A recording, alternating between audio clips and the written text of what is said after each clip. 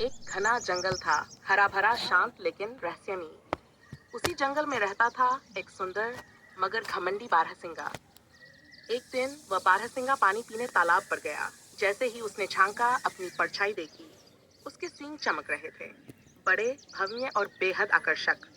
वो मुस्कुराया और सोचा, लेकिन तभी उसकी नजर पड़ी अपनी पतली कमजोर टांगों पर। उसका चेहरा उतर गया। हे भगवान, उसने कहा। कुछ ही दिन बाद जंगल में शिकारी कुत्तों का एक झुंड आ घुसा। उन्होंने बारहसिंगा को देखा और दौड़ पड़े उसके पीछे। डर के मारे वो भागा, जितना तेज भाग सकता था उतना दौड़ा। और उसकी वही पतली टांगें आज उसका सबसे बड़ा शस्त्र। भागते भागते वो जंगल के गहरे हिस्से तक पहुंच गया। लेकिन तभी उसके सुंदर सींग एक झाड़ी की टहनियों में फंस गए। उसने बहुत कोशिश की, जोर लगाया, पर निकल न सका। वो फंस गया और शिकारी कुत्ते ने उसे घेर लिया। जख्मी होकर जमीन पर गिरते हुए उसकी आंखों में एक ही बात चल रही थी।